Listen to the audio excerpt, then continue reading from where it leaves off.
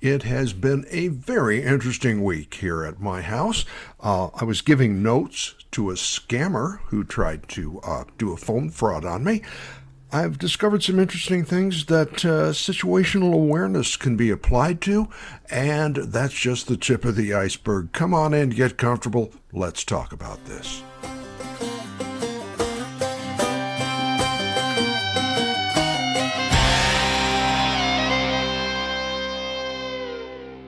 Well, hi, everybody. I'm Bill Bateman, part of the team here at Refuse to be a Victim Personal Protection Training. We are located in the Medford, White City area of Southern Oregon, and if you're looking for the exact address, it's 6800 Kershaw, where Kershaw meets Corey at that really sharp turn in the road. Slow down. We want you to get into the range, but through the gate, not through the fence. So, with that said, we have had a busy week, and as I mentioned, if you're not familiar with film or television, even media, podcasting, that type of thing, a director or a producer will give notes to the person performing to help them improve the performance. Like, Bill, you were kind of sounding like you needed to clear your throat. You want to do that again? Or could you speed up? Or you jumped one of the points. It's a technical thing that's done in the business. This is tax time, and it's also scam season. Well, okay, I got two stories on that and how giving notes can be useful, and situational awareness can also come into play. Let's talk about this. I got my first fraud call in a long time. I'm on a number of lists. I have a number of filters and blockers, but occasionally they get through. And I got a very official person saying, "Hello, Mr. Bateman?" "Yes." "This is with totally unintelligible. And we've discovered a problem with your account. It's a $6,200 charge. We need your account information right now, or your accounts are going to be frozen." Or the one they went to next, "Well, we're going to have to seize your accounts as evidence."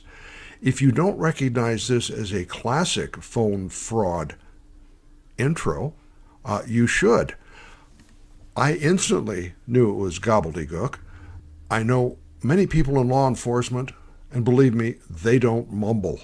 They are quite clear with what they need you to do. They're also I have never had anybody call and give me an advance warning that they're going to do something. I'm not in trouble that much, but the history is O for O. It's just not happening. I realized instantly this was a scam, so I listened. I said, "Well, who are you with again?" I was playing along to see what happened. And about 30 seconds in, I realized this guy was a complete moron. And so I started to critique his performance or give him notes. And I start, "Okay, listen, Skippy, you're doing a great job, but you came in way too early with the threats. First, you have to build rapport with the mark. Haven't you? How long have you been doing this?" And he got so frustrated, I started to laugh. And he hung up. They hate being laughed at. What this tells us is, A, there's a lot of this going on, and B, taking a beat, having some awareness of what's going on is going to prevent you from wading into the deep end of the pool right after you eat. It's a situation that we want to respond, we want to correct this, we want to prevent problems, and that's always a good way to be, but have good information. Find out who this person's supposed to be. I can go down to my bank very, very quickly and say, "So what's going on here?" And they always just put it on their fraud watch and let me know that somebody's scamming in this area. And I also find by changing my email and account passwords frequently, I reduce the likelihood of this happening. I know that it's a gigantic pain in the backside to constantly be changing your passwords. It's worth the effort. Don't reuse the same passwords. I fluctuate between 3 or 4. I do, and we've talked about this before, so I won't go into it in too much detail. I have my special high security passwords, and those are like 21 characters. Some are computer generated. I had an account for a time that had a password that changed every 40 seconds, and I had to log in. That's when I was at the university, and we were dealing with some of the enterprise level systems, I guess is the correct term.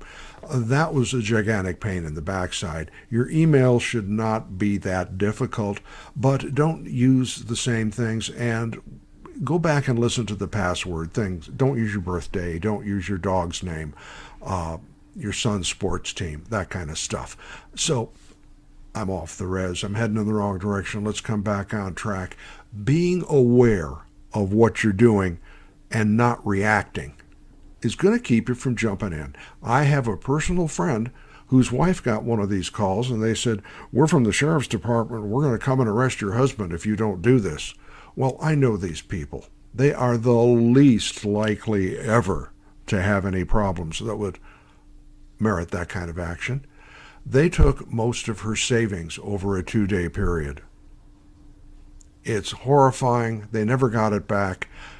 Taking that extra beat, and for heaven's sakes, if you, I live in a mobile home park and there's a lot of single seniors, we're trying to establish, if not reach out to the son or the daughter or the caregiver or whatever, someone in the park. We have several attorneys. We have a law enforcement retiree here. We have people of, I consider, good character, and say, "Hey, Bob, I just got this call."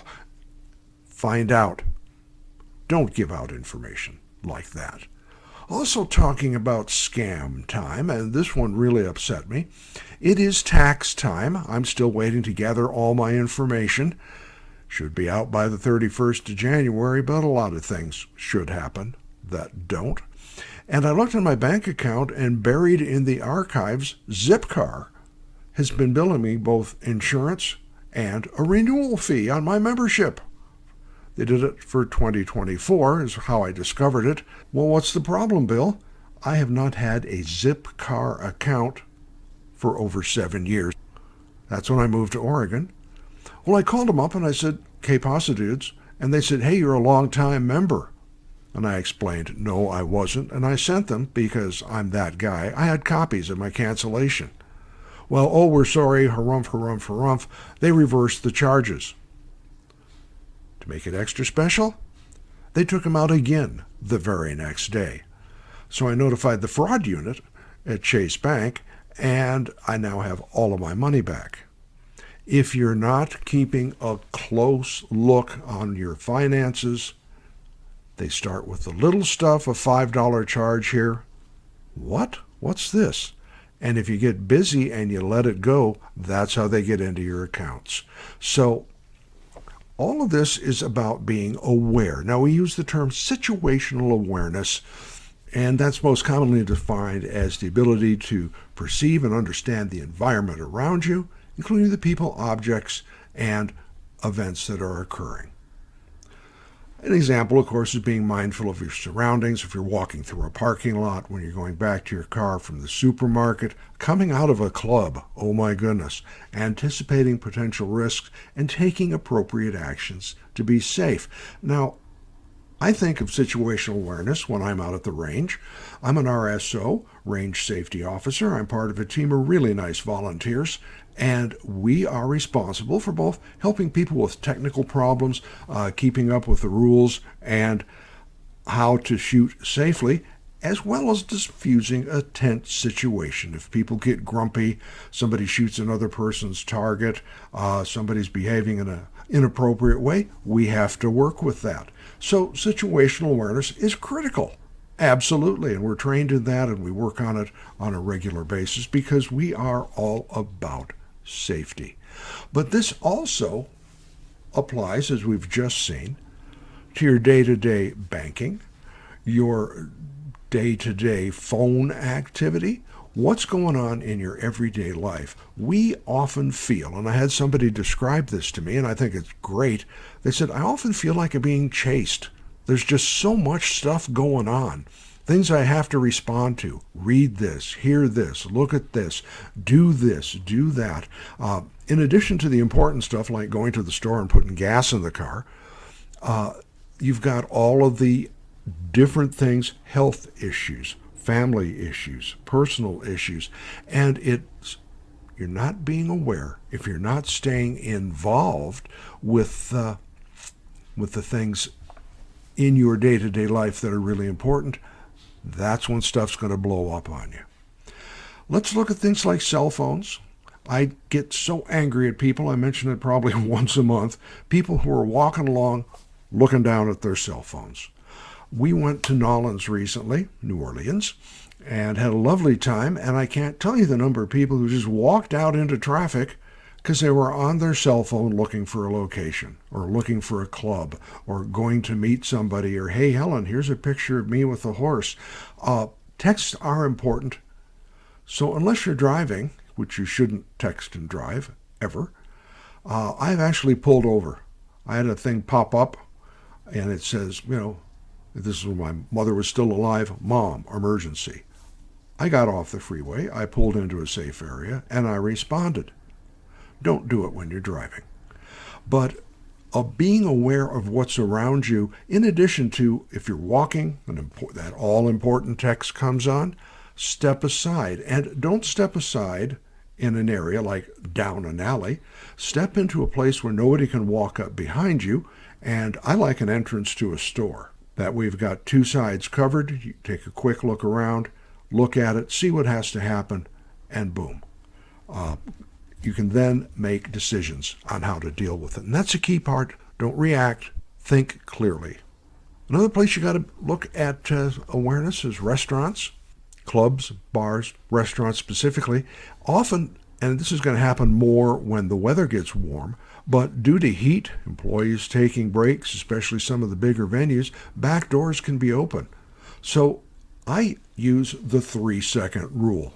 When I walk into and out of a place, as I'm doing that, I'm taking a few seconds to observe the room, the area, who's there, where the people are, any potential threats. It's 114 degrees and there's two guys in heavy, long coats and watch caps. That's almost a movie trope at this point. Where are the entrances? Where are the exits? And are you near the back where those people could come walking in through the kitchen? I'm not talking about being paranoid. I'm not talking about being... It's like John Belushi in that one scene in Animal House when he's looking around all over everything like that. It was a hysterical scene if it doesn't spring to mind. Let's look at ways that we, you and I, can keep situational awareness a part of our daily life. Basically, pay attention. Look at what's going on around you. Look at who is making eye contact and look at who is not.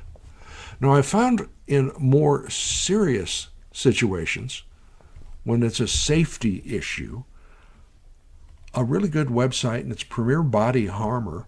They have some good products. This is not an endorsement. This is just where I found the information, and I'm giving credit to my source. But they have a couple of things on situational awareness, and let's talk about that. And they and I share some good ideas. Look at possible exit routes and hiding places when you arrive in an area.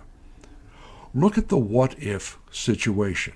I'm going to include the link to this site and to this actual article so you can go through and review it in depth. But perceive, prepare, process, and responding is not unreasonable. You're not being a cartoon character. You're not looking paranoid or all twitchy. You are becoming aware of what's going on around you. Now, there's 6 basic tips I'm going to share with you. First, reduce and avoid the distractions, and that's the cell phone or listening to the music. I've seen people, I can hear their music as they're approaching me, so I know they're not in the zone. They're not watching me. Be a hard target. Now, what does that mean? Criminals are always looking for quick and easy targets. Don't walk alone. Never walk into a dark alley or back yourself into a tight corner. Always look like you know what you're doing and where you're going, even if you don't. That old fake it till you make it. And for heaven's sakes, people, and I saw this on my trip last time, guy standing in the airport, crowded, people all over, not actually in the airport. He's out going to get a cab, that area, that no man's land between your car, the parking lot, the rental car carrier. Yeah, don't show off expensive items, and consider how you're carrying your purse, your bag. Keep it close to the body, and don't flash cash. Honey, yeah, here's $200. Take that from a massive amount of cash. I cannot believe anybody would actually do that. But in the airport, oh, he set off bells all over. Everybody's looking at him now. Fortunately, there's a police officer nearby, and you can't always count on that good luck. So be a hard target. I like to take the extra step. Before we went to New Orleans, I went on Google Maps and I took a look at the area we were going. I found out about the crime reports. I found out about the dead ends, the alleyways, the narrow streets, the places you couldn't go after a certain time. This is not paranoid. This is listening to your gut. And that's another tip. Instincts are a powerful weapon, and loading yourself up with some good information in advance, if something seems wrong, get out of there. If you see somebody that gives you that little feeling in the pit of your stomach, with me, it's the back of my neck. Oh, God, my hair actually will go up on end. I thought it was a movie thing, but it happens. Walk away and then tell somebody. Yeah, you can be afraid you're overreacting, but wouldn't you rather be wrong than right? Good judgment, intuition, and you also want to be prepared for the unexpected. I have seen this in several instances when a perfectly calm, perfectly quiet situation, somebody says something and boom, it's on. They throw down, they're throwing furniture, they're hitting, they're knifing, they're shooting, they're stabbing, they're running, jumping, climbing trees. That's when knowing your exit options should already be in your memory bank. And this could be a theater. Nobody goes to the mall anymore, I'm told, but there's a lot of good places that you still are going to be out in public, restaurants. That couple of minutes you're going to spend observing, that's important. And as we like to find out on airlines, unless you're on certain flights where the door could just appear magically, your nearest exit may be behind you. Make a quick plan on how to get out there. Well, mass shootings, yeah, that comes up first and foremost. There are other type of threats. This could be a fire. This could be two people getting angry, a husband, wife, a domestic disturbance, boyfriend, girlfriend, hey, who's she, that type of thing. And that's going to help you make your fight, flight, or freeze response. And I do always recommend discussing these things with the people you're likely to be with. Both my wife and my son, we have a code word.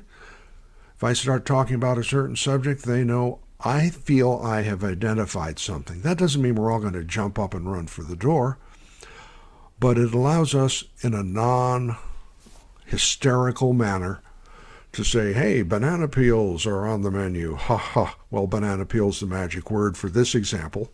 It's not, but you get the idea. It should be a word that fits into the conversation, but not real easy. It should be a word that fits into the conversation, but not too easily. And this alerts the people you're with. I've talked about it with my wife. We said, what if? I've talked about it with my son. So if the three of us are out in Portland, there's an evening's entertainment, and something comes up, we're all on the same page. We don't look like the Three Stooges when Chimp needs cheese. I believe in carrying personal protection. That is a personal decision. My goodness, we have a non-ballistic self-defense class. I've talked about it before. I think it's outstanding to have made a decision and have practiced with whatever you're going to do. That could be pepper spray. That could be a Kubaton. That could be a high-power strobing flashlight. You could have bulletproof body armor, backpacks, firearms, knives. There's a lot of things you could do as long as you understand the legal implications. And I cannot stress this enough. And yes, we are in the training business. I want you to get trained with whatever you're doing, whether it's hand-to-hand, whether it's firearms, whether it's having anything with you. don't think that's going to protect you. That is your last stop. So if you carry personal protection as part of your self-awareness program, do that and be good at what you do. Don't just, I've seen way too many people take a class, I've got my concealed carry, and you never see them again. I train weekly at the range. In addition to giving classes, my wife and I work through different exercises, only because it's our responsibility to be safe and effective shooters, because you're responsible for every round that comes out of that barrel, even if you miss your target. Finally, see something, say something. That goes part of listening to your gut. Don't be afraid to alert somebody. Use your best judgment here, please. You don't want to go around accusing everybody, but being observant is going to prevent things from happening in the first place. How many times have we heard about all the clues leading up to a tragic accident or tragic act of violence? Hopefully, they'll be able to intervene. And yes, workplace self-awareness and situational awareness is just as important as it's going to be with you out on your way from the supermarket or leaving or entering the restaurant. Talk to your company. Find out what the policies are on situational awareness training. Observe, obsess, be aware.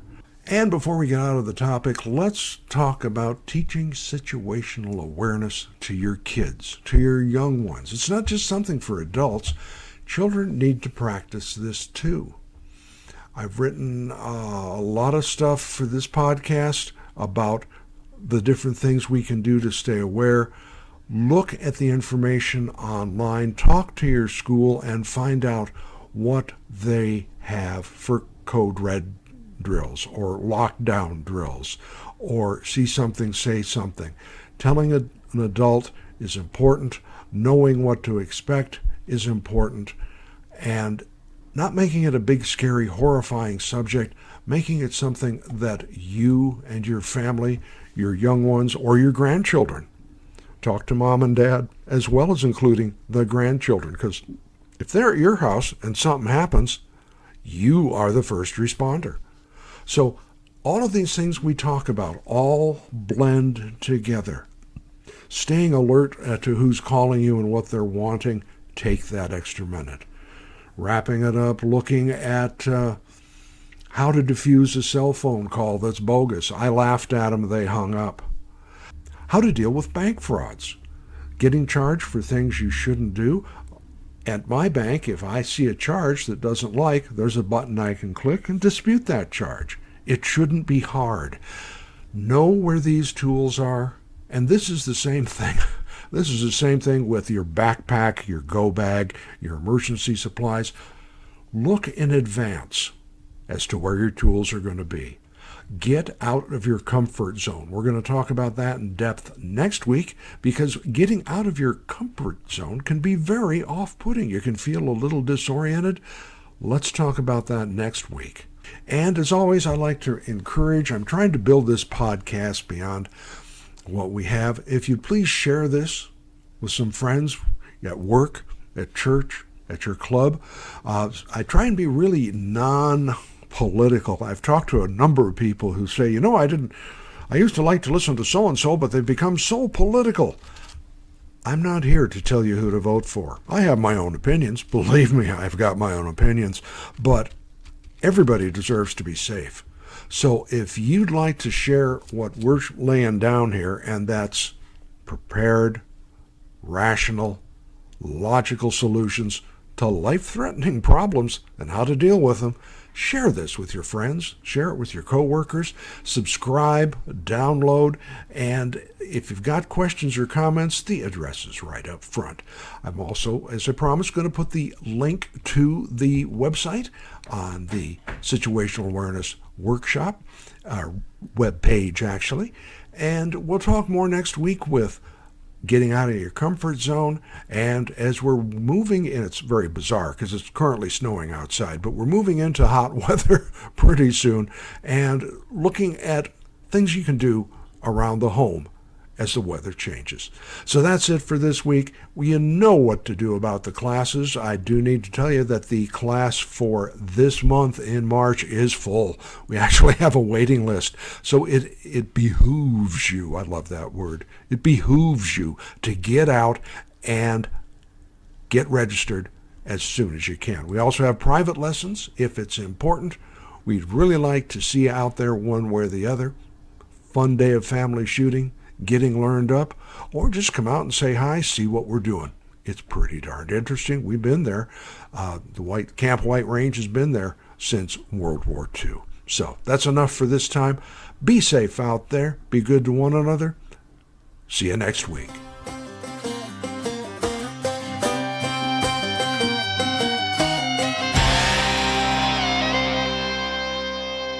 The preceding program is a presentation of Retired Guy Productions.